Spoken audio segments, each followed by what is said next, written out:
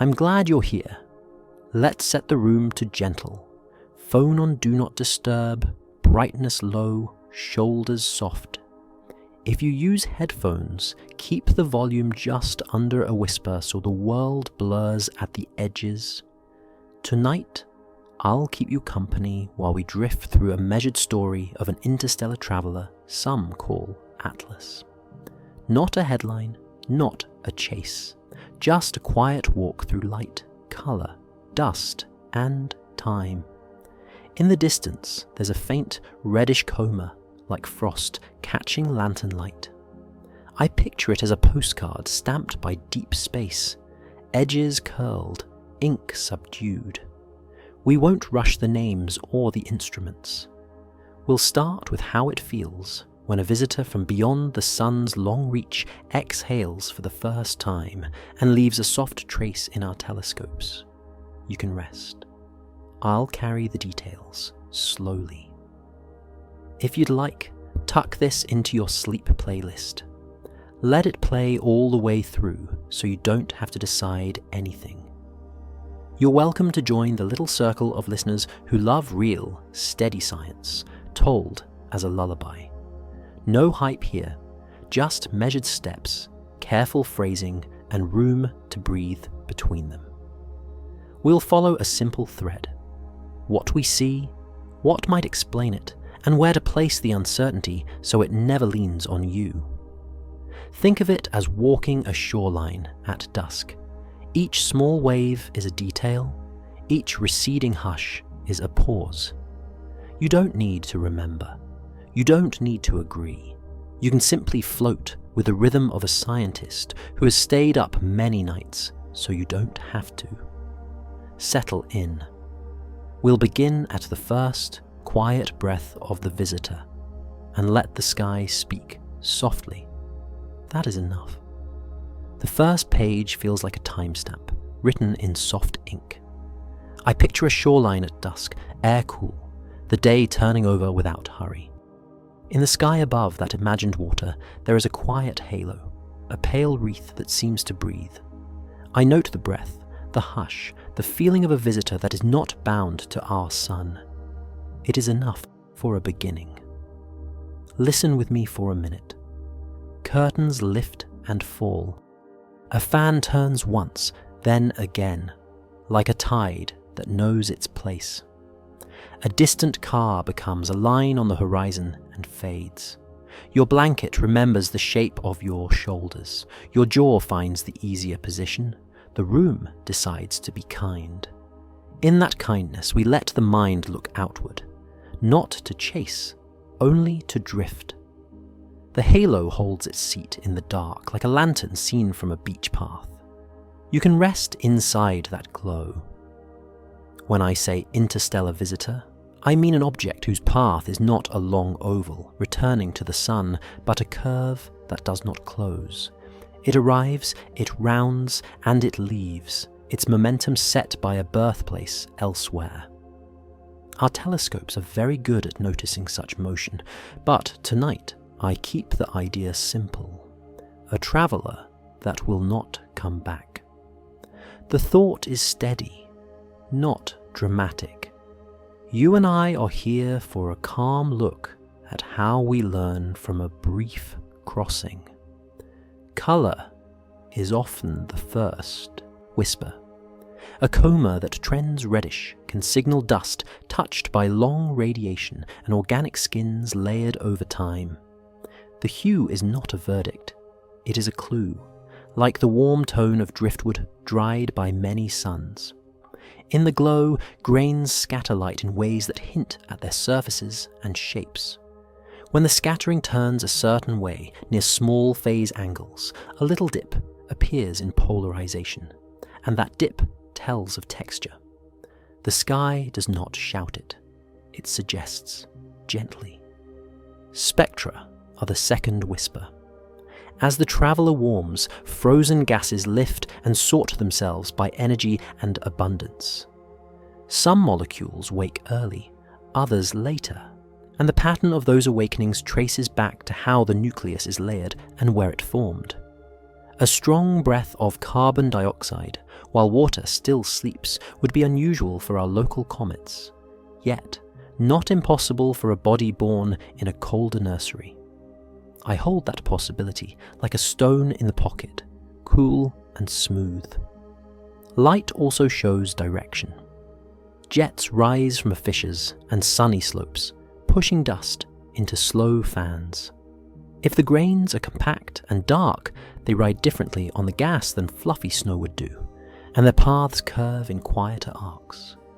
Sometimes the light tells us that a grain is not a feather, but a pebble dressed in shadow. The quiet halo thickens, thins, then settles again, like a tide turning under moonlight. None of this asks us to hurry. It asks us to notice and breathe. Safety is a soft word here. Interstellar travelers that pass through are part of the sky's ordinary life. They are watched with care, measured with calm tools, folded into charts without alarm. You can let your chest rise slow and steady as that thought lands. The ocean of space is wide, the distances are long, and the story we tell tonight is about learning, not about risk. I will carry the weight of the details, so your body does not need to.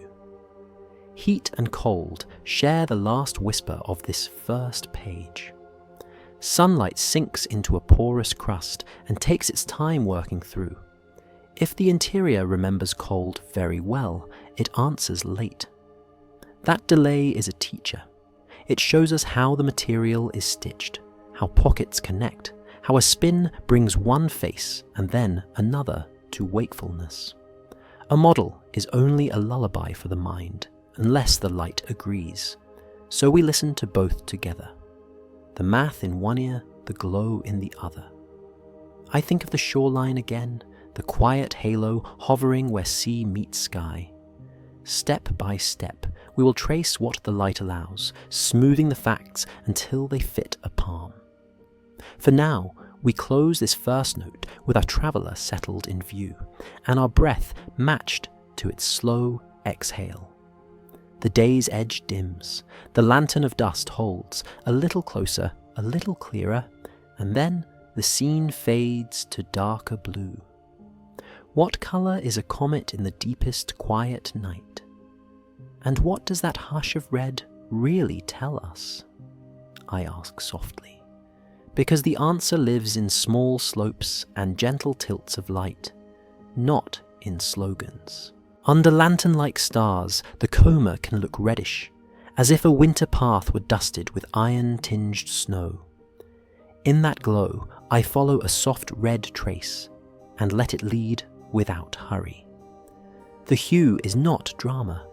It is a patient clue, a way the grains say they have been out there a long time, wearing thin coats of complex residue that prefer warm colours over cold. Colour, for us, becomes a measured habit. Instruments break white light into bands, compare the brightness, and notice a steady rise toward the red. On other comets, we have seen similar tilts, a reminder that dust often carries organics and dark minerals that age into deeper tones. A red slope doesn't shout origin. It simply suggests a surface touched by radiation, warmed and chilled, and then warmed again. I hold that thought the way you might hold a small cup in your palms on a frosty night, trusting the heat to move slowly into your hands. Polarization adds a second, softer brushstroke. When sunlight scatters off grains, the electric field can line up in preferred directions, and we record that order as polarization. Near small phase angles, there's a quiet dip called the negative branch. It shows up when the texture and size of grains favor backscatter and subtle interference inside the dust. In some comets, the dip is brief. In others, it lingers and deepens. A longer, deeper dip points to grains that are more compact, more processed, their surfaces smoothed or coated by chemistry that has taken its time. The sky says this without words. We just listen. Grain structure matters because gas does not push on all dust the same way. Fluffy snowflake clusters catch and ride the flow. Compact pebbles resist and drift differently. Phase curves, the way brightness changes with angle, carry fingerprints of that structure. Returned particles from past missions looked, at times, like sturdy fragments, rather than airy webs, and their behavior matched the signals. Denser grains tend to scatter light less brightly per mass and often skew redder. In our lantern-lit picture, reddish snow is not soft at all. It is firm underfoot, a crust that remembers old weather. The comet keeps that memory close. Where does the red skin come from? And how does it hold? Out between stars, high-energy particles cross the dark like steady rain. Over long spans they break bonds, stitch new ones, and leave behind complex, dark residues on icy surfaces and dust. Laboratory lamps and ion beams can mimic the process, turning clean ices into brownish films and building carbon-rich skins on grains. Layer by layer, a thin varnish forms. It is not thick. It is enough to change how light is scattered and absorbed, enough to turn a neutral snowbank into a field the color of dried tea leaves.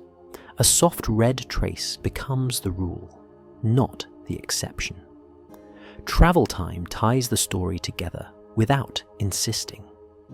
A visitor born far from bright suns has likely worn that radiation coat for millions of years. If it spent much of that time cold and quiet, the outer layers would keep the record while the interior stayed pale. Approach to sunlight then peels the surface back by the faintest amount, releasing dust that still carries the old finish. None of this needs a single hard claim about the birthplace. It is a plausible arc. Long journey, slow processing, compact grains, redder light. The mind rests easier when cause and colour sit well together. Here we pause for a minute of scene. The room has cooled by a degree. Air threads through the window edge and folds around your cheek. On the nightstand, a glass keeps its circle of silence. Somewhere a quiet compressor starts, a soft purr, then fades. Your breath evens. The bed learns your weight again. In that stillness, the image returns. Frost and lantern light, a drift-in veil edged with a soft red trace, turning so slowly that turning feels like rest. Nothing asks for effort. Nothing stirs but the small things that keep you safe. After the pause, we lay the pieces side by side. Reddish color says surface chemistry and maturity. Polarization shape says texture and compactness. Together, they sketch a dust population that is darker, tighter, less like fluff. Such grains tend to warm differently and travel differently, which helps explain quiet fans that hold their lines. They also absorb sunlight more efficiently, which can deepen the glow while keeping the tone subdued. The details interlock with calm, and you do not need to hold them all at once. I can carry them while you drift. This is not a verdict, it is a gentle ledger. We have entries for colour, texture, and travel, with empty lines still to be filled by gas and ice. Soon we will listen for which molecules speak first, and which whisper later, because chemistry shapes colour too. For now, we let the light's small tilt do modest work. A red-leaning halo under a winter lamp is a sign of age and process, not a warning. It tells us the visitor has stories to yield, and that we can read them slowly. The lantern can stay where it is. I end this chapter with a quiet assertion, like closing a book without snapping the cover. A reddish coma paired with a deep, patient polarization dip is evidence of grains that have lived long in the dark and learned to keep their heat. That single line is enough to hold while you rest. I hold a still image in the mind's darkroom, a quiet band of light where two signals sit side by side like weights on a night balance scale. One weight is water, familiar and steady. The other is carbon dioxide, cool and bright. Between them, a narrow bright notch rises, where the instrument says, "Here." I keep the picture simple so it can help you rest. Lines lift from the baseline. The baseline is calm. Everything has room to breathe. To measure a ratio like this, we let the spectrum do the speaking. In infrared bands, molecules ring like tuned glasses. Water answers in many places. Though close to the sun, it often sings the loudest. Carbon dioxide prefers specific windows, and with the right eyes, those windows open. Space telescopes listen past the blur of our own air. Ground instruments carve out clean channels between it. A warmth from the traveler sets ices free, and the light they emit becomes the language we can read. Rosetta once tasted water at close range in a local comet, setting a steady reference for what common can look like. Later, new eyes, quiet and cold, saw carbon dioxide plainly in other comets and taught us how to weigh it against water without touching the source. The balance becomes a story. Not every balance leans the same way. If carbon dioxide rises early while water stays shy, I imagine the beam tilting in slow motion. In that tilt lives a map back to origin and structure. A body that formed where cold was the rule may have locked in more carbon dioxide than a cousin born nearer to a warm young star. Another body might show the same tilt because its surface has been altered by long ages of radiation, turning some of its carbon monoxide into carbon dioxide in the outermost skin. Each path is quiet, patient, and plausible. The bright notch we notice tonight does not shout a single cause. It leaves room. I keep the mechanism gentle. Energy from far-off sources, starlight, cosmic rays, can break bonds and make new ones in ices. Laboratory lamps and particle beams have mimicked that slow chemistry, sketching routes from carbon monoxide and oxygen-bearing ices to stable carbon dioxide locked in place. The work does not need drama. Think of frost that darkens under winter after winter, the grain of it slowly changing. A surface like that would wake differently than a fresh face when the sun finally touches it. It would release what it made first. The scale would tip before water has its turn. Distances matter to the rhythm. Far from the sun, water often rests. It likes stronger warmth before it moves. Carbon dioxide and carbon monoxide can stir sooner, so a traveller can whisper with those voices while still in the deep blue of the outer system. Surveys have watched comets breathe on such long leashes, and spacecraft have traced jets where carbon dioxide dragged dust into view even when water was quiet. Early activation writes a simple sentence on our balance scale. If the pan for carbon dioxide is already weighted out beyond the comfort zone of water, the tilt persists as the traveller comes closer. You and I do not need the exact numbers to relax into that idea. The picture is enough. Ratios are also about depth. The body under the coma is not a single block. It is stitched from layers and pockets, each with its own memory of cold. If carbon dioxide lives closer to the surface than water ice does, then the first warming will lift it preferentially. If carbon dioxide also hides deeper, tucked in sealed seams, it may continue to arrive late, long after the first flush of heat. A single observed balance can be the sum of two rooms, one shallow, one deep, opening at different times. The bright notch that marks carbon dioxide today could be an echo of a deeper chamber opening tomorrow. The mind rests better when options are set in order like this, without rush. I think of the scale again and place small known stones on each pan. On one side, a reference book of water-rich days near the sun for local comets. On the other, a log of carbon dioxide seen clearly in assorted visitors, sometimes far from warmth. Between them, a bookmark for bodies where carbon monoxide is high, reminding us that families of volatiles often travel together. The picture stays steady. The balance is not an argument, it is an instrument. It tells us which voices speak first and how loud they grow. From that, we infer, softly, the rooms they came from. How does dust respond when carbon dioxide leads? And what does that do to the glow? Gas that starts early can carry compact grains into a coma that looks quiet but strong, fanning out in low arcs instead of feathery plumes.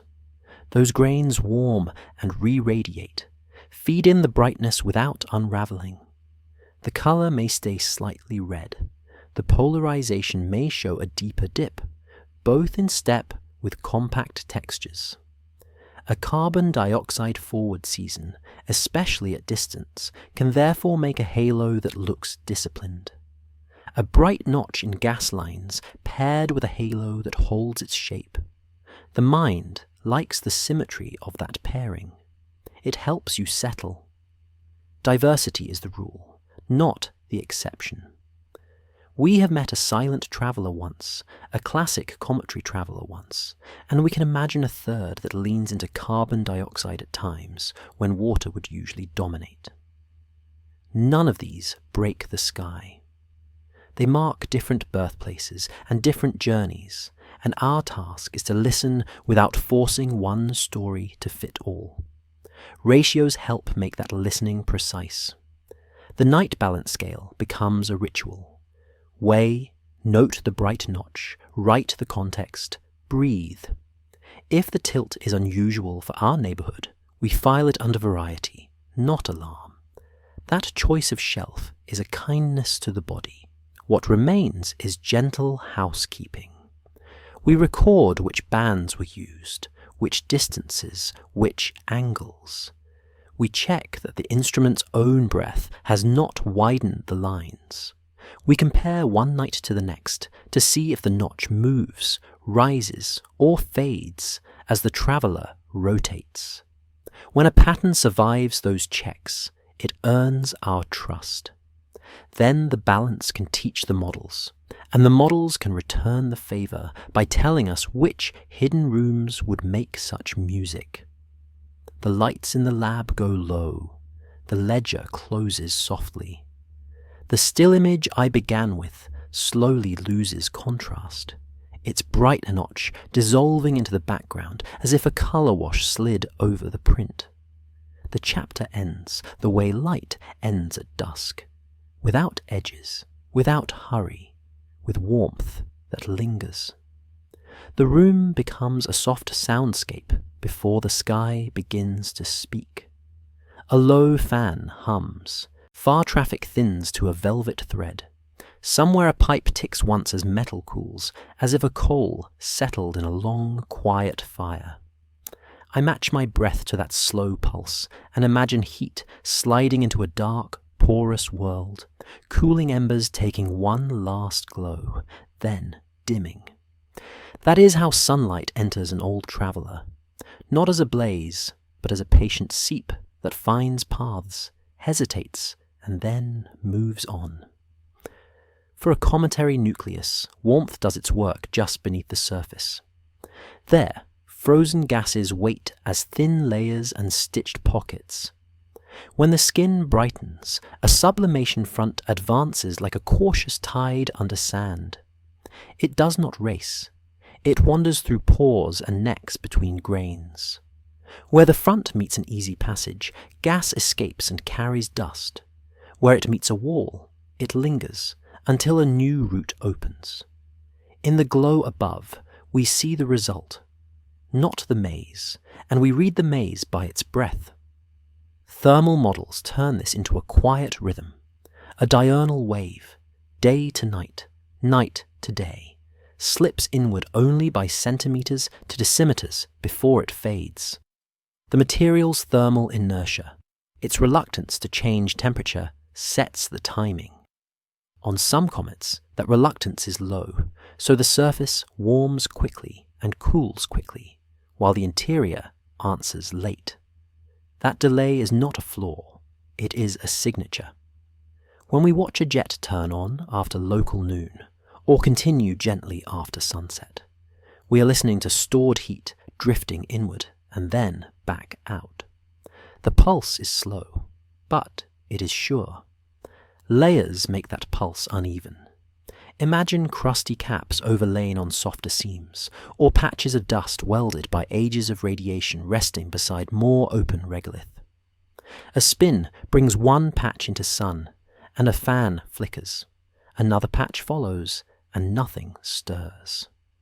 High walls on some comets show stacked units and pits that hint at voids beneath. From those clues, we sketch an interior that is not uniform, a quilt with panels of different memory. Some panels yield early, others wait and then answer with a brief sigh of gas. The halo records these answers as gentle asymmetries, and we read them with patient eyes. Conductivity writes another line in the ledger. Where grains touch lightly, heat hops poorly from one to the next, as if crossing stepping stones too far apart. Where grains press more firmly, the hop is better. In a body that has drifted for ages, both contacts can exist side by side, so a single sunlit face can hide cold islands next to warm ones only a few finger widths away. When the warmer island reaches a seam with volatiles, the seam wakes. When the cold island finally catches up, it wakes later. We see that as a staggered sequence of jets, first here, then there, with the timing set not by caprice, but by the map of tiny bridges between grains. I say it quietly, because the picture is delicate and true. Sometimes the map changes with a soft crack. Thermal stress builds when one layer swells a little and its neighbor does not. A small cliff loosens, a crust flakes, a thin lid gives way. The word is not explosion, it is release. Dust lifts in a muted sheet, and gas that had been pressing from beneath escapes with relief. Cameras have watched such moments from close range on familiar comets. A cloud appears, shadows shift, and then the surface looks subtly different. The traveller adjusts its breath as if a new window were opened in a quiet room. Rotation turns all of this into a heartbeat we can trace. A nucleus with a few active seams will present them to the sun in sequence, so light curves and gas lines rise and fall with a period, then wander as seams widen or narrow. And over hours, the coma shows a learned cadence. Each rise the echo of tiny pores admitting heat at different rates. Each fall the drift back toward night, while a part of the stored warmth continues to feed slow sublimation from just beneath the dusk-side skin. To the sleeping listener, the point is calm. Variability means the material keeps memories. Comets do not misbehave. They reveal their structure in the language of delay and patchwork. One visitor may answer briskly near the surface, another answers from depth. One may keep afternoon activity strong, another may prefer morning. Thermophysical models are not commands. They are gentle guides, tuned until they reproduce the patterns that light and gas have already shown. If we need 2 layers and a pocket to explain a late breath of carbon dioxide, we add them softly and check again. Nothing here requires fear. I return to the ember image because it carries the feeling well. Picture a hearthstone after the fire, long after. Some coals glow, some are only warm. Ash looks cold, but hides heat an inch below. A stir sends a small plume upward. In a nucleus, the stir is sunlight, rotation, and the slow settling of grains. As the traveller rounds the sun and begins to dim, that remaining heat can still find low paths to depth, release a little more gas, and then subside. Late fans appear without surprise. The core cools, but not at once. A slow pulse becomes slower still.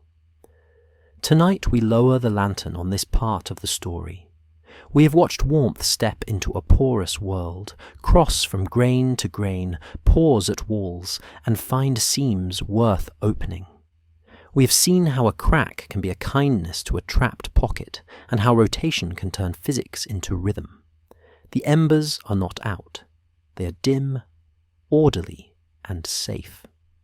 I set the lantern down, a hand over its hood, and let the scene grow darker, one shade at a time. On my desk there's a small card with a handwritten note. Gas lifts. Dust decides. The letters lean a little, like snow grains slanting against a pane. I look at that line before sleep and think about how a traveller's halo is not a mist at all, but countless particles being persuaded by breath. Gas rushes from warm seams. Grains consider the invitation. Some accept and sail. Some decline and settle. The pattern of those choices writes the glow we see. In simple terms, gas-dust coupling is a conversation about push and weight. When sunlight warms a pocket, molecules stream outward and collide with nearby grains. A porous, fluffy clump catches more of that push per mass and leaps. A compact grain, darker and denser, shrugs and moves less. The same flow that launches one kind into a high arc nudges the other into a slow drift that hugs the nucleus. In the camera's field, fans widen or narrow depending on who answered the call. The night learns the grammar of lift. I picture snow on glass. Fine flakes take every eddy. Pressed pellets resist and slide low. In a comet's coma, the difference becomes lines and shapes. Narrow, disciplined plumes tell of grains that do not surrender easily to the gas. They hold their paths, curve gently, and keep closer to the body. Broad, feathery plumes tell of lighter clumps that ride high, enter sunlight, and break into even smaller pieces.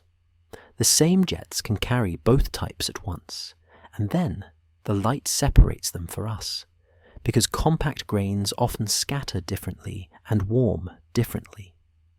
The soft drift we watch is not all the same snow. From close escorts around a familiar comet came a gallery of grains caught in the act. Some were robust, composite fragments that felt heavy for their size. Some were delicate clusters that shattered to dust at a touch. The robust ones travelled as if on rails through the inner glow, their inertia obvious from the way they crossed thin jets with only slight deflection. The delicate ones bent and fluttered, responding to every breath. It was not a contest. It was a census. The coma became a town square, where every passerby revealed something about the street. Speed is a quiet judge. Compact grains, once set in motion, can retain their pace and form low arcs that overlap night after night. They may even outlast their lighter neighbours in the inner field, because they linger where the light is strong and contribute a steady brightness. Meanwhile, the fluff races outward, turns faint, and becomes part of the broader tale. This is why a halo can look calm, even when gas is lively. The glow is being carried by grains that drift, not flurry. The camera records their patience as a smooth inner sheen. Sometimes the largest pieces do not launch with the first breath at all. Thermal stress opens a seam late in the afternoon, or a crust loosens with a sigh at twilight, and a slab of material releases a handful of bigger grains that had been cradled in a pocket. They rise slower. They slide along shallow lines. In certain views, their tracks can be traced night to night, like handwriting that repeats with the rotation of the body. It is not dramatic from afar. It is quietly revealing. Beneath the powder, the traveller can give off sturdy fragments shaped by long, slow processes. Here the room invites a mid-chapter minute. Curtains rest where they fell. The gentle hum settles to a near silence you can feel more than hear. In that silence, think of a window frosted by cold air outside and warmed by breath within. A fingertip draws a single arc on the pane. Beyond it, a field glows under weak moonlight, and tiny grains of snow lift and settle in patient waves. Nothing hurries. Nothing asks for effort. Your chest rises and falls in an easy rhythm. The card on the desk still reads, "Gas lifts, dust decides." You let the words fade to shapes, then to nothing. Light helps us tell these populations apart. Phase curves and polarization lean one way for compact grains and another for fluff. When we see a deeper negative dip at small angles alongside narrow fans that hold shape, the two clues point to the same citizens of the halo. Darker, tighter grains with smoother skins. Their colours skew warm. Their scatter is muted. Even without touching them, we can say they are not feathers. They are the pressed pellets on the glass. Put next to gas data that favours early carbon dioxide, the picture feels consistent. A visitor releasing more of the compact population first, lifting a calm inner sheen. Gas dust dynamics also explain small mismatches that would puzzle a hurried look. A night may show steady dust with modest gas, or a pulse of gas with little change in brightness. If the grains that answer are heavy and dark, they may raise the glow only slightly while still carrying mass away. If the grains are light and bright, a small gasp of gas can make a visible veil. Add rotation, and the geometry of jets changes which families of grains see the sun and which fall back. The ledger balances when we account for texture and weight, not just for volume of breath. The longer a traveller has drifted between stars, the more likely its surface has been compacted and skinned by chemistry. That history gives us plausible reasons to expect a coma, with stronger contributions from dense grains and fewer from airy clusters. In such a case, the inner glow will look guarded, the tails of big grains will be traceable, and the faint plume of fines will be slower to flare. This does not defy expectation. It diversifies it. The sky has room for many dust habits, and our task is to recognize them gently and let each teach us how the nucleus stitched itself together. I keep one more line on the card for nights like this. Dust habits are memory made visible. When gas lifts and dust decides, we see the record of porosity, chemistry, and time. We see why a red halo can stay smooth, and why narrow fans can persist without frenzy. We have not left the shoreline. The hush is the same. Waves move in slow lines. The pane keeps its arc. The night accepts the lesson and closes in around it with the soft, even sound of water on sand. I unroll a map and let it breathe, then zoom out until the whole glow sits in one gentle field. The nucleus is a dark seed at center. Around it, the coma as a soft lantern. Overlaid on this quiet, are a few thin tracings, lines that appear only when certain molecules speak. They do not last long. They flare, fade, and return with the turn of the body. I trace 2 of them with a fingertip, Cn and C2, short-lived, bright, and useful. The map holds still while the lines whisper. These fragile messengers tell us about chemistry close to the surface. They are not usually released intact from deep within. They are born from parents that split in sunlight. A ray touches a parent molecule, the bond loosens, and a radical appears for a brief span before it reacts again. In that span, it glows in characteristic bands. We listen for those bands because they report on sources we cannot see. The tail is indirect, but steady.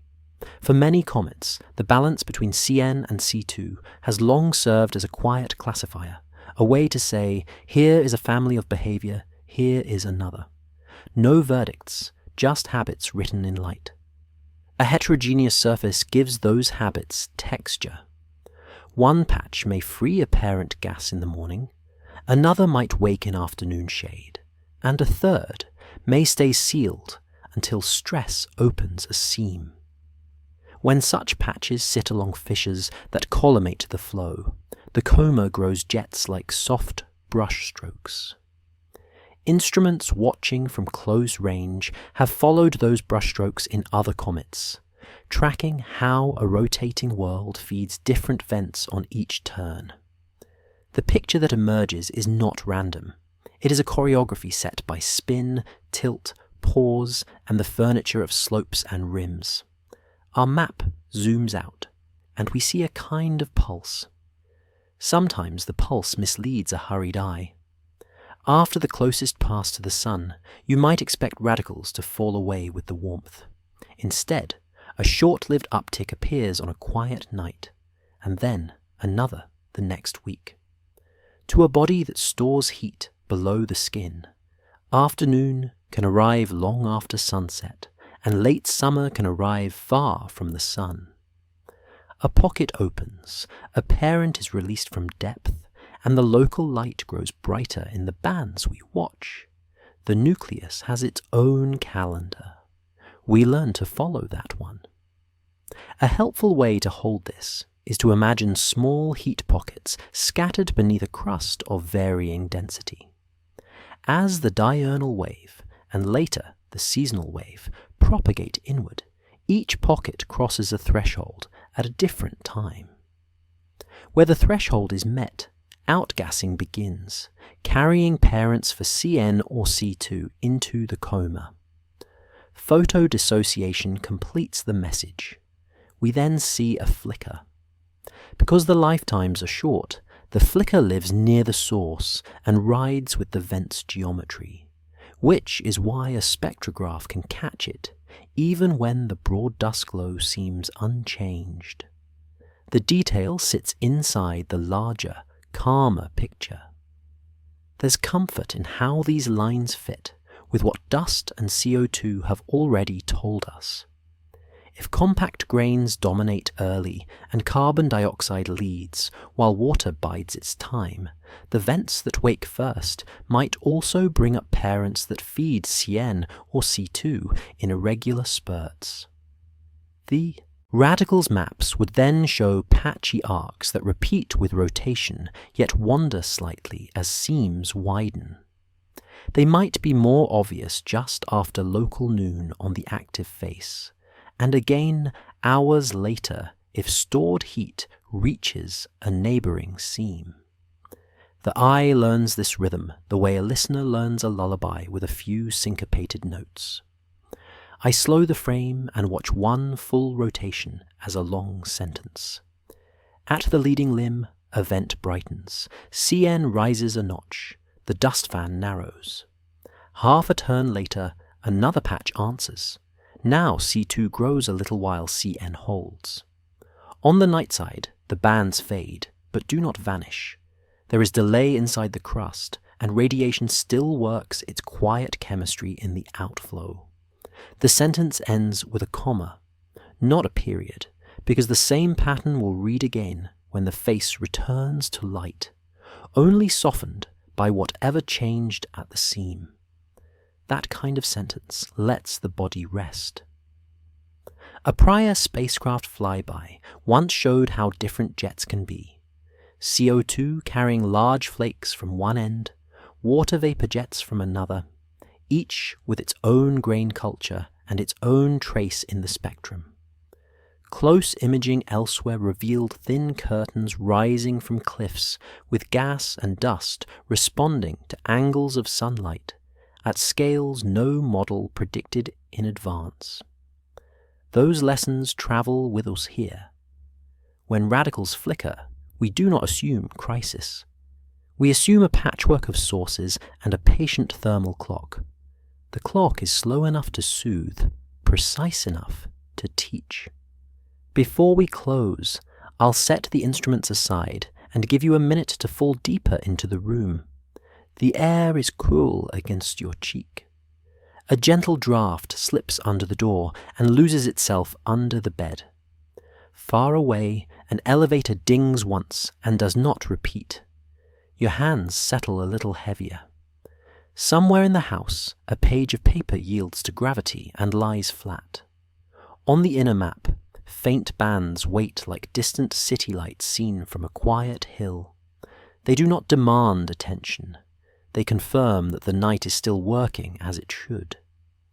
We leave the map with a soft pan, not a click. CN and C2 are brief sparks that help us trace vents, seasons, and delays. Their irregularities after closest approach do not contradict the calm story. They thicken it. When the next rotation begins, and the next, we will see the same modest grammar in the lines. Rise, hold, fall, again, with slight edits. If you keep only one idea for sleep, let it be this. Short-lived light can be a gentle teacher, and in its brief life, it points to structure rather than noise. That is enough for tonight. A color wash moves across the mind's screen, midnight gray yielding to a fine electric blue.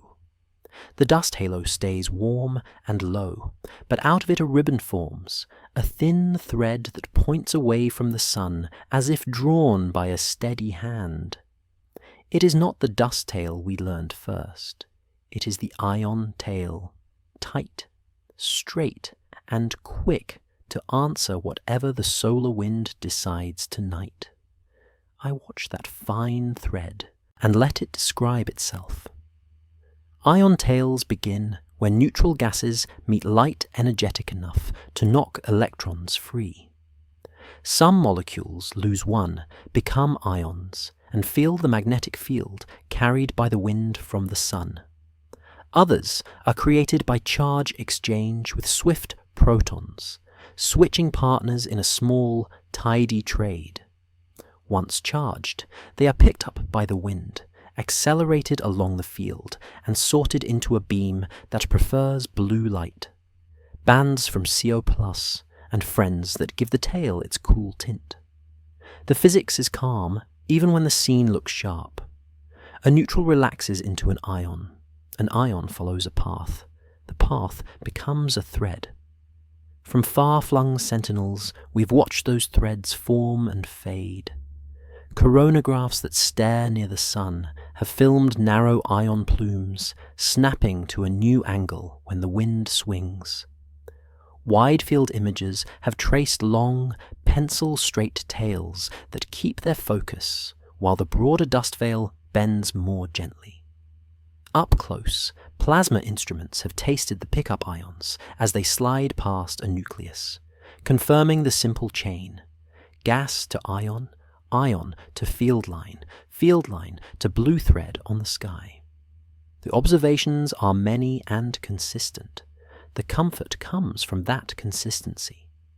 Why does a thread stay when distance grows and warmth declines? Part of the answer is supply. Volatiles that stir earlier and longer, carbon monoxide, carbon dioxide, can continue to feed ions after water has grown shy.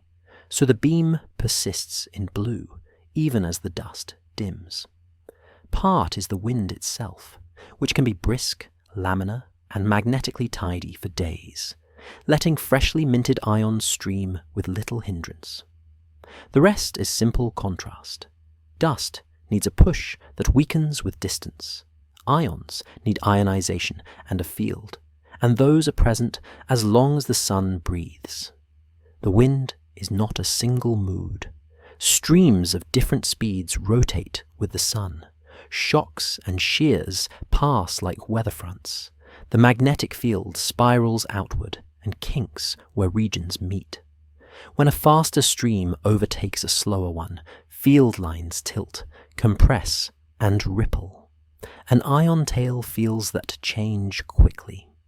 We have seen kinks run down a blue thread like a small, silent wave. We have seen sudden brightening when the wind brings more energy to the pickup process. Spacecraft parked between Sun and Earth keep that weather log for us, and comparing the log with a comet's blue thread is one of the quiet pleasures of this work.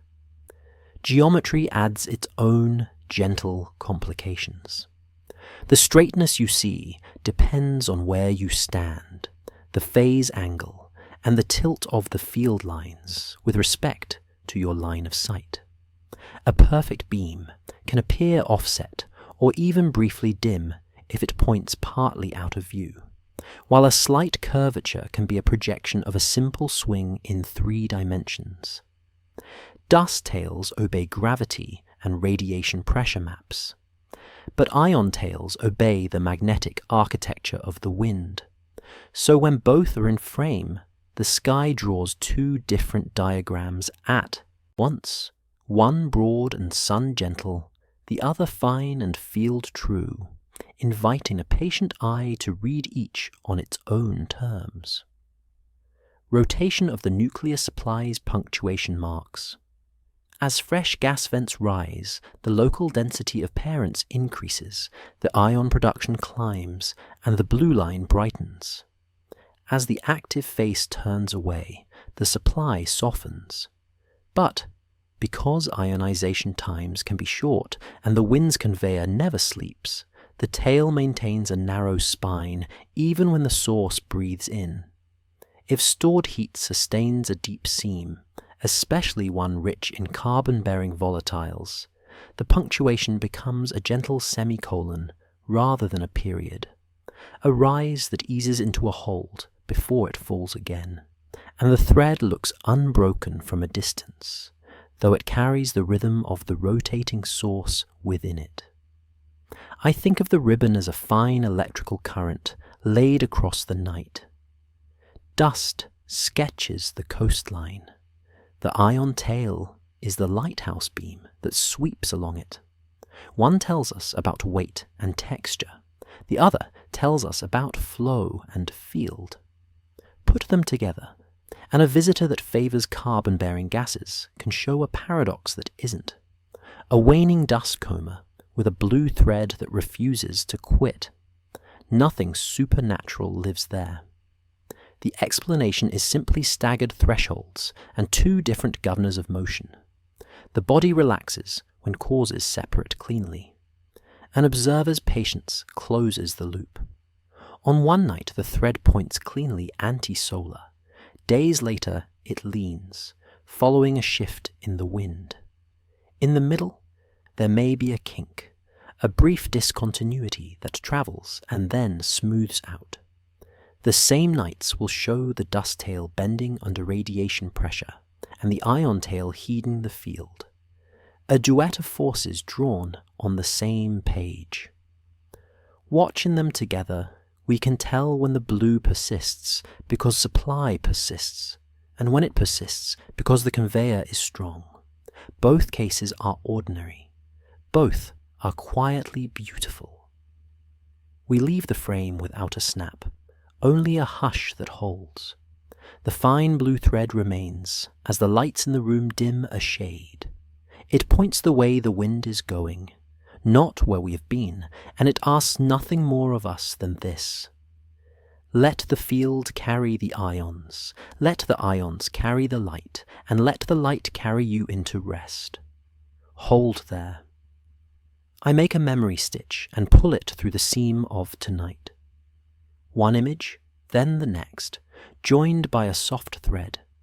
The quiet halo we've been watching, the narrow fans that hold their shape, the blue ion ribbon that knows the wind. Now I add a new square to the quilt, a sponge stone with hidden wells. I turn it in the hand of the mind and feel how lightly it weighs, how much emptiness it carries as part of its design. A traveller like this keeps rooms inside, slow chambers where heat learns to linger, and where gas, when ready, finds the smallest doors. Let's set an early ambience and let the room agree. Air settles along the floor and cools the ankles. Refrigerator murmurs once and fades. A page loosens at the corner and rests. The light from the hall is a pale wedge that does not cross the rug. Your jaw floats a fraction from its usual place.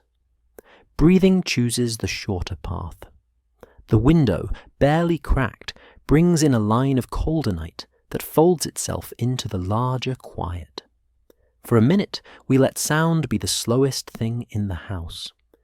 Then we return to the stone in the hand. Bulk density tells the first part of the story. Cometary nuclei measured up close have turned out lighter than rock and heavier than snow, more void than solid in the language of everyday things. Gravity experiments and radar soundings on a familiar comet gave us numbers that live between 1/2 and 2/3 the density of water, depending on the body and the method, and that already implies a great deal. Gaps between grains, pores upon pores, and interior spaces that resist collapse under their own small weight. Low gravity helps. Nothing presses very hard. So a network of cavities can persist for ages, an architecture of hollows carried intact across deep time. Cavities do not float unconnected. Images of cliffs, pits, and rimmed circular depressions suggest conduits that reach from depth to surface, places where the roof has fallen in to show a throat below, places where gas once spoke loudly enough to carve its way. Some pits plume, some stay dark, some do both in alternating seasons. The quilt, up close, is not uniform cloth. It is stitched patches, vents, and closed pockets, with fabrics of different grain set edge to edge. When sunlight moves across such a layout, the answer cannot be one note. It is a chord played slowly, piece by piece. Conductivity decides how that chord is voiced. In a world made of grains that touch only where their roughness allows, heat crosses by tiny bridges. Where contacts are sparse, warmth takes the long way around. Where contacts are tight, it moves more readily. The result on the surface is a mosaic. Warm islands that stir early, cool islands that resist, all separated by only centimeters, yet behaving as if they lived far apart. Under these islands and shoals, the slow chambers wait. When one island carries enough warmth to the rim of a chamber, gas begins its careful climb to daylight. The plume above is the visible sentence. The heat below is the quiet pencil. Time adds a second layer of meaning.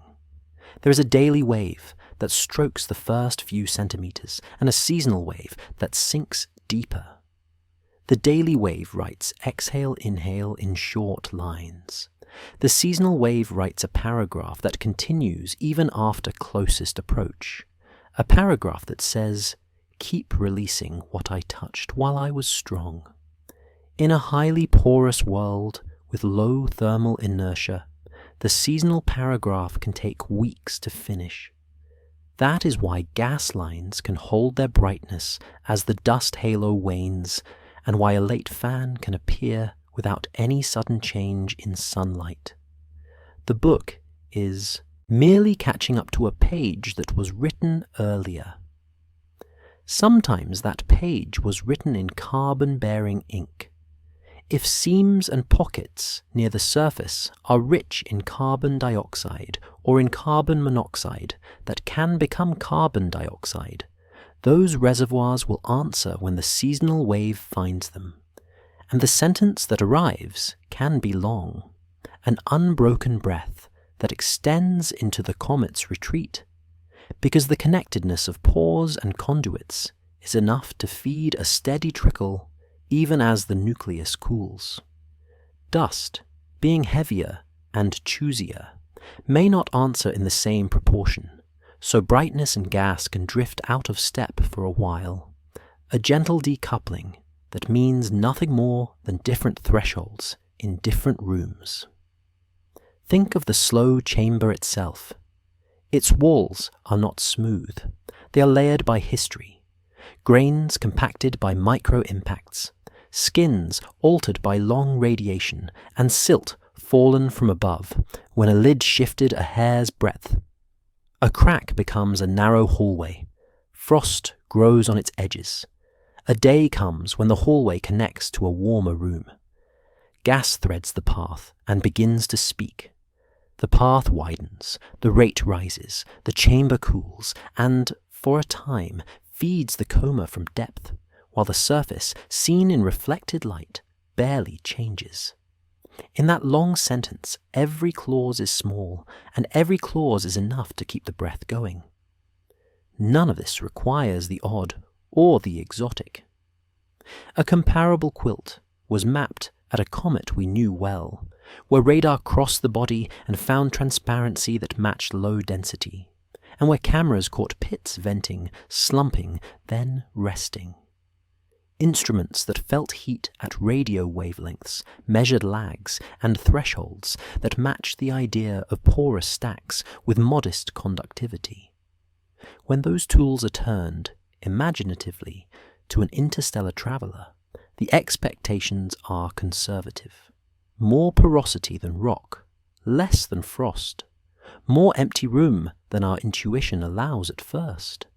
Enough connection between rooms to make a pulse that survives the turn homeward. That is a comforting forecast. If a visitor carries even deeper wells, slow chambers under slow chambers, the effect is simply to extend the season of certain gases and to soften the transitions. A blue ion thread can stay drawn when dust recedes. A narrow fan can rehearse its shape for many rotations before it fades. The inner coma looks reserved, while the spectrum says the stone is still speaking. I think again of the sponge stone in the hand and press it lightly, imagining the smallest drop of warmth passing from one cell to the next. It takes its time, finds its door, and leaves without fuss. The ember dims, not all at once, but shade by shade, until only the memory of its glow remains on the eye. That is how we end this page, on a dimming ember that warms nothing now, but still lights the ledger, faintly, long enough to set it down. I lay 3 small stones on a dark cloth, and let them keep their tones. One is quiet and angular, a stone that never shed a halo. One is lively, its edges dusted with frost where sunlight passed.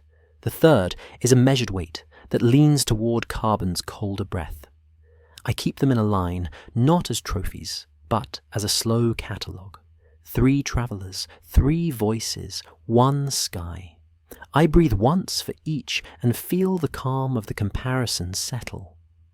The first stone is the one that did not exhale.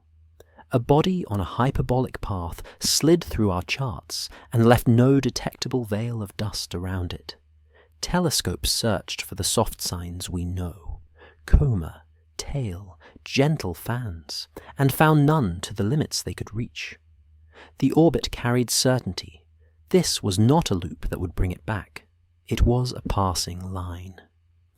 As it faded, A small, non-gravitational nudge appeared in the data, and models tried on different coats to see which might fit such a quiet force.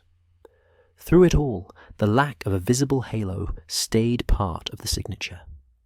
In the ledger beside the stone, I write, "Silent in dust, quick in light."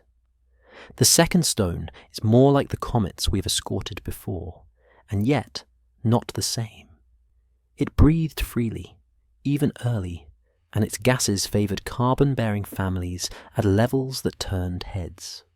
Photographs showed a gentle coma and a narrow tail. Spectra traced volatiles that felt familiar in kind, but not in proportion.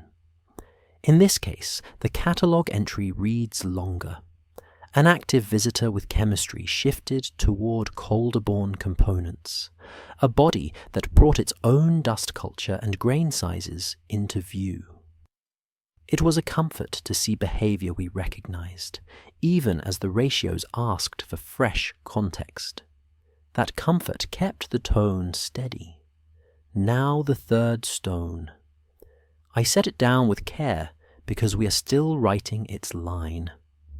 The light suggests a traveller that begins with carbon dioxide's breath as a leading voice and keeps that voice longer than local cousins might.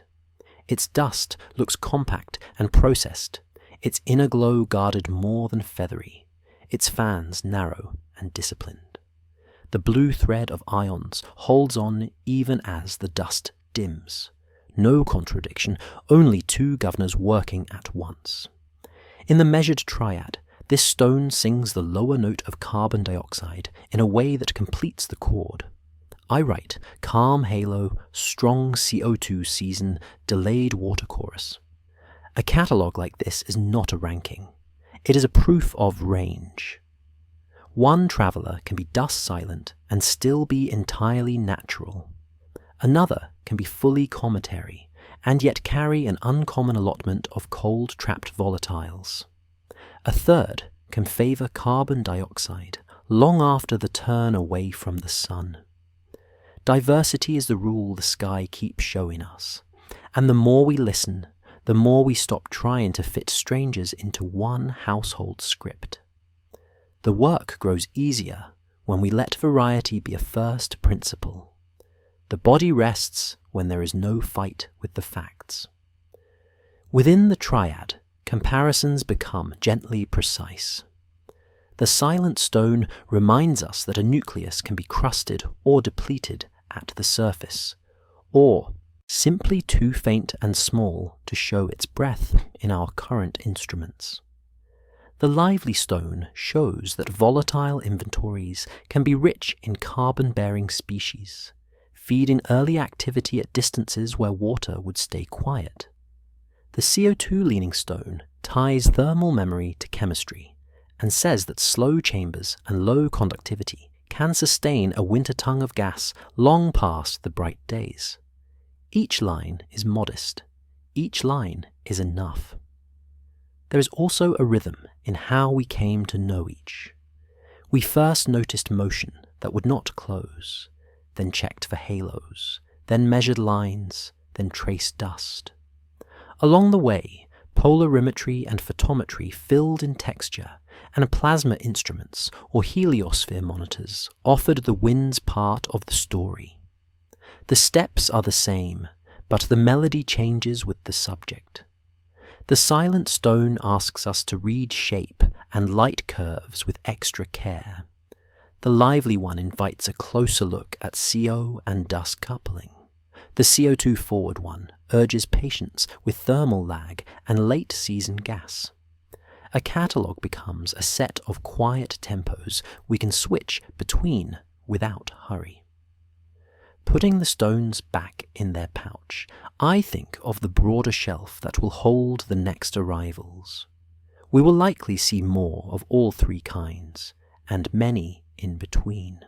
Some will be water forward and bright, some will be carbon forward and reserved, some may be silent entirely, teaching us about surfaces that have seen long ages of processing or long flights through radiation that compacted and skinned their grains. Our models already know how to entertain such guests. They are built to accept a span of densities, porosities, and volatile depths. The only change we need is a calmer expectation for how wide the span can be. It helps to keep a listener's trick near at hand. Hold one detail in the palm and one in the pocket. In the palm, keep the observed thing, a lack of dust, a strong CO line, a persistent CO2 band, a deep polarization dip. In the pocket, keep the gentle cause list, formation cold traps, irradiation chemistry, layered interiors with slow seams, compact grains. Do not clench either. Let the palm rest open and let the pocket keep its softness. When the next traveler arrives, you can switch the items easily and the mind won't tire. The catalogue grows, but the body stays quiet. For tonight, the measured triad is enough. One stone kept its light to itself. One wore a familiar halo with richer carbon breath. One carries a guarded glow and a long, cool exhale of CO2. They sit on the cloth like notes on a low staff, a chord that sounds better in the dark than in a bright room. I slide the cloth toward the window and watch the night collect in the glass. Reflections mingle. The room, the stones, the sky beyond. And then the pane goes dark as your eyes grow heavier. The window becomes a night window, and the world outside decides to be kind. Hold there. 1. I say the word softly and let it settle like a seed in winter. 2. A second seed beside it, a little darker, holding quiet. 3. A shallow breath, the room agreeing to slow down. 4. I open the small pantry of ideas labelled organics and tip the light inside, not to startle anything, only to see what rests there. Out among comets and travellers, organics means carbon-bearing molecules, simple or modestly complex, made by steady chemistry in the cold. It does not mean life. It does not even lean that way. It means the faint spice of carbon chains, rings, and fragments that survive in the dark. When we use the word here, we mean families with names that sound like instruments in a quiet orchestra. Formaldehyde, methanol, acetaldehyde, and many that branch from those roots. Spacecraft have flown through gentle coma and tasted such notes directly. Particles captured and returned have offered traces tucked inside their dust. A glycine whisper once appeared in a sample that crossed a laboratory floor years after it crossed interplanetary space. And later, another mission found the same whisper in fresh gas around a familiar nucleus. These are small, careful signals. Each adds a pin to the map of how chemistry gets on with its patient work in the cold, how seeds of complexity are laid down without any warm pond to stir them. Some of this pantry is stocked by light that breaks bonds and makes new ones in ices. In laboratories on Earth, beams of ultraviolet and streams of charged particles are marched across simple mixtures: water, carbon monoxide or dioxide, ammonia, a touch of methane. The mixtures brown, then redden, and eventually turn into stubborn tarry films we call residues. Under a microscope, those films are dense, dark, and optically quiet. In a spectrometer, they show fingerprints of longer carbon chains and cross-linked fragments. Out in deep space, a similar slow baking by starlight and by cosmic rays can dress grains in a thin coat of that residue. The coat is enough to change colour and warmth, enough to make dust a little less reflective, a little more eager to keep heat. The faint spice spreads without fanfare. Residues change the way a coma looks and flows. Dust with darker skins absorbs a touch more sunlight, warms faster, and may irradiate more softly in the red.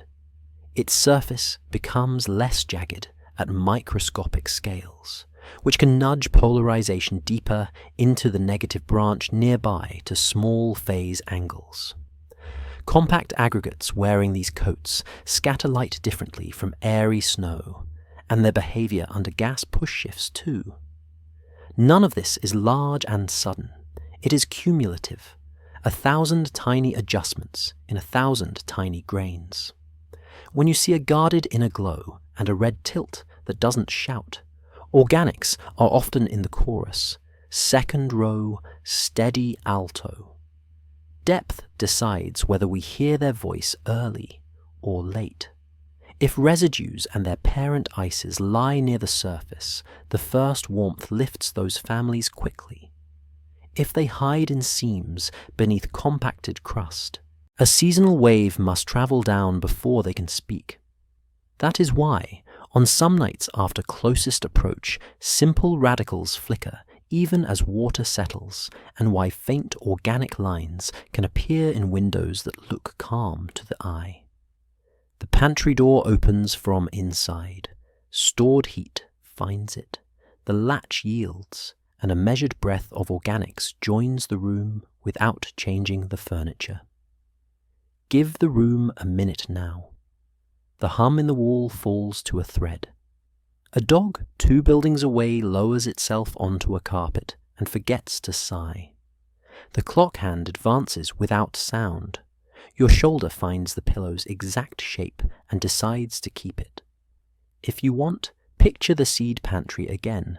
Shelves in twilight, jars with brown labels, a cool draft from a stone floor, the faintest scent that is hard to name.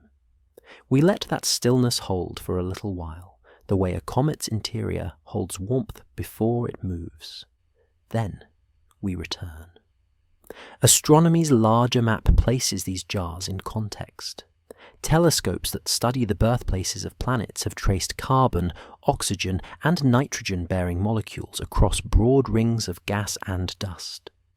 In those rings, cold traps concentrate ices, irradiation sculpts their chemistry, grains drift inward, collide, and grow. Some wander out again, carrying what they made to different temperatures. And through all of that, the inventories we later see in comets and visitors may be partly inherited and partly rebuilt. A layered record that moves from disks to planetesimals to the comas we measure, with each stage writing its own small edits to the recipe we started with under a young star's pale light. For our present traveller, that means we listen for a modest set of lines and accept that they may arrive late, in pulses, or not at all. A carbon dioxide forward season can carry organics from seams that water does not reach yet, and compact grains wearing residue coats can enter the halo with a muted brightness that still matters to colour and polarization.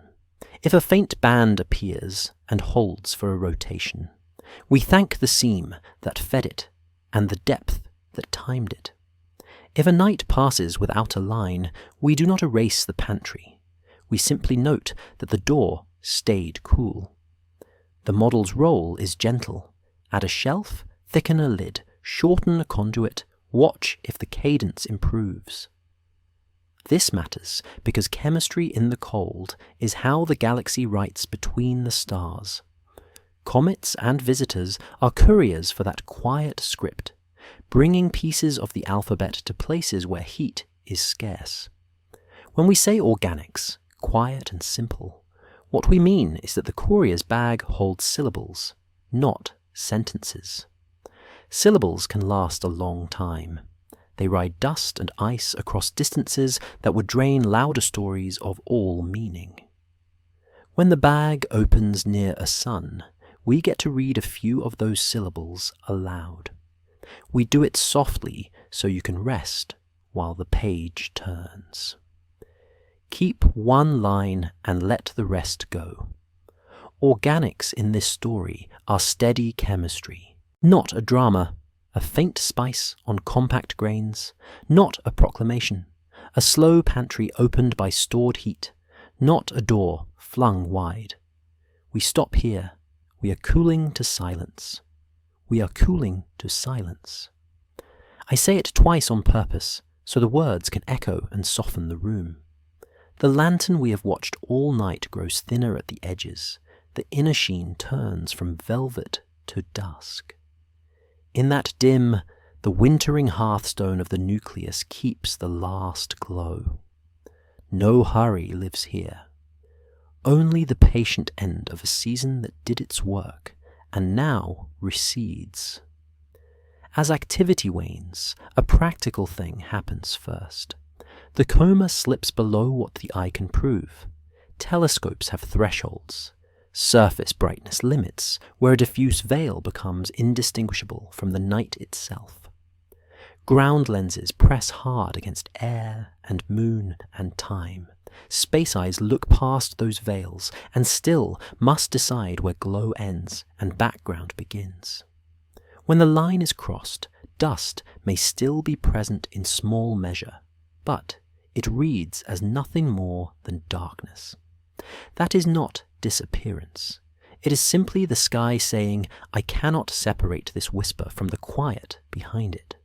We mark the date, accept the limit, and let the ledger close that column. The stone itself remains, black as a late ember. Low albedo skins, carbon-rich films on compact grains, leave the surface the colour of brewed tea in starlight. We have seen such darkness before on comets we could touch with cameras and spectrometers. We've seen it on distant primitive asteroids and in the far belt, where sunlight barely nicks the day. The same coatings that redden the dust a little also make the skin reluctant to reflect. Under oblique sun, the world looks like a dim coin with a faint rim of light. That restraint is a sign of age, not of absence. The last glow keeps its privacy. Even as the halo retires, some gases linger at the edge of detection. A narrow line appears one night, vanishes the next, and then returns for an hour as the nucleus turns a seam toward day. Spectra at the limits are honest about their doubt. The signal to noise breathes with the hour, the air, the angle. Yet, in the pattern, rise at a familiar rotation, fall as the face cools. We recognize the same thermal memory that shaped the months before. A little heat stored deep finds a thin conduit and writes a rough sentence in the dark. You do not need the exact numbers. The cadence is enough. Dust and gas decouple in these last pages. Heavier, compact grains are harder to lift, and what does escape may arc low and fall back, settling into a thin return blanket that dimly repaints the surface. Some comets show this redeposition near their quieting hours, a soft coat that smooths micro-roughness and deepens the surface dark. From afar, brightness and mass no longer move in step. A gram of gas can speak in the spectrum, while 1,000 grains choose to stay home, and the camera sees only a patient dim. It is an ending without drama, which is the kind of ending that lets a listener sleep. The path scarcely shifts. A visitor on a hyperbolic course carries enough energy to leave no matter what faint breaths accompany the turn, and while small, non-gravitational nudges have been logged before, they are gentle edits on a line that still does not close. Tiny thrusts from vents that add personality but not confinement. Brief punctuation marks on a sentence that continues outward and away. We refine the fit, update the ephemeris, and watch the line lengthen past the familiar map's edge. The stone is itself again, dark, slow spinning, and free. Meaning drifts to the quietest places when the light goes down. A low albedo says the skin is old and worked on by time. The fade in dust says the lifting breath has slipped beneath what our eyes can resolve. The faintest lines in gas say that deep wells cool slowly and do not bow to the clock at the surface. None of this implies hazard. None of it asks for worry. It reads as the afterheat of a traveller that met the sun once, learned a little from that meeting, and now carries those lessons outward. If there is comfort in astronomy, it is here. The sky keeps its schedule, whether we watch or sleep. Before we close, give the room one last minute. The air is still. The hallway light is thinned to a soft strip and then gone. A neighbour's door clicks once, far away, and stays closed. Your breath is a tide at slack water. Even the clock's hand seems to move in a thicker oil. Imagine the hearthstone cooling under its own night. A rim glows, then not. An ember holds, then surrenders its colour and becomes shape alone. The shape remains. The warmth becomes memory. You can let that memory be small and good. I lift the voice a fraction and then lower it again, the sound rising once like a held note before it settles.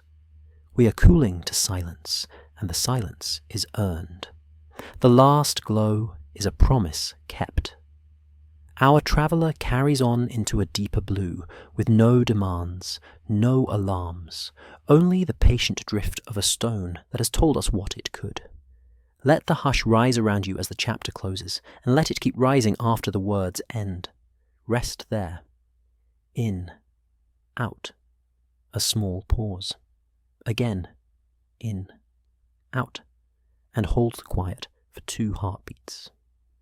I light the lighthouse ledger in my mind, a narrow lamp over a worn desk where the pages are thick and calm. Tonight I write on the kept page, the one that stays after the others turn. It carries a simple line that threads through every scene we shared. We look, we weigh, we separate what is seen from what might explain it, and we leave a margin where sleep can settle. The lamp is low, the ocean under it is slow. The page waits without asking. Let the ambience come early and gentle. The room cools by a degree you can't name. A hallway light fades to grey at the edge of the door and gives up. Pipes tick once, then forget to speak again. Somewhere a neighbour's shoes. Make a soft circle near a chair and stop. Your mouth rests slightly open, the jaw a little lighter than before. Curtains stand like quiet sails. The hum behind the wall smooths until it is only a floor for silence. In that stillness, the kept page accepts the pen, and we write on it slowly. Across the page, the through line is modest. One interstellar traveller crossed without a veil, its light unaccompanied by dust. A second arrived with a familiar halo, and an uncommon richness in carbon's colder breath. Our present visitor, imagined carefully, leans toward carbon dioxide for longer, keeps compact grains close, and lets an ion thread hold when dust grows shy. None of these break a rule. They make the rule larger. Diversity is not noise. It is the sky's handwriting. We learned to read it by listening for ratios, by tracing dust habits, by following brief radicals that flicker and fade, and by watching how heat remembers a path beneath a porous skin. Models keep pace by growing finer around the edges. We tune thermal codes to admit grain-to-grain contacts that vary like weather on the centimetre scale. We let diurnal waves and seasonal waves braid instead of march alone. We layer porosity so a seam can carry a slow breath long after the day has cooled. We allow rotation to gate everything. Which patch wakes, which rests, where a pocket opens late to feed carbon dioxide while water keeps its counsel. And we invite dust dynamics to add their say. Compact grains riding low, airy clumps rising high, so brightness decouples from mass without confusion. The math hums, never louder than the light that taught it. Some refinements belong to the way we measure texture. Polarimetry that maps a wider arc around small phase angles will help us tell compact skins from feathery flocks. Phase curves stitched over many nights will catch slow changes as seams widen. Spectra that keep time with rotation will sort parents from children. When carbon dioxide drives a night's breath, when CN or C2 simply report the hour. None of this needs drama. It needs cadence and patience and a ledger that keeps both. The tools already understand their roles. Infrared eyes in space read carbon dioxide and quiet organics where air on Earth would blur them. Big mirrors on the ground, with careful polarimeters, sketch the negative branch that hints at grainskins and shapes. Deep cameras push the coma to its limits when the season wanes, deciding fairly when a whisper is no longer separate from the dark. Wide surveys catch the brief arrivals early enough for us to aim the rest. Out closer to the sun, heliospheric watchers keep a weather log, so a blue ion thread can be read against the wind that shaped it. Each tool writes in its own ink. The ledger keeps one style. Beyond comets, wide radio arrays trace chemistry in the birthplaces of worlds. In the rings and gaps of cold disks, simple organics form, freeze and ride inward and out again. The inventories we measure in visitors borrow from those stores and edit them, layer by layer, as grains collide and bodies grow. Context calms the mind. Knowing that a traveller's carbon dioxide, or its red-leaning dust, fits on a longer chemical shelf allows sleep to arrive, without questions tugging at the line. A syllable from a disk becomes a word in a comet, becomes a tone in a visitor's halo, becomes a sentence in our kept page. For you, the listener, the safety line stays bright. Interstellar travelers come and go on open paths. Their stories speak of chemistry and heat, not of hazard. We can let the science be small and careful in the ear. If a ratio tilts toward carbon dioxide, we place it under variety, not alarm. If an ion thread persists while dust dims, we file it under two governors, no conflict. If late lines flicker after closest approach, we mark the thermal memory and rest. The body settles when causes are tidy and time is allowed to do its work. Hold the ledger a moment longer. On its kept page, we have written stones and threads, embers and seams, colours and lines. We have written that uncertainty must sit in the margin, and that it earns its chair by being named. The lighthouse lamp narrows to a softer cone. The sea below answers with a low, even hush. I cap the pen and set it beside the book. One breath, then another, then the pause that follows naturally when a task is complete. This is where the page will wait for us, and where you can drift toward the gentlest rest.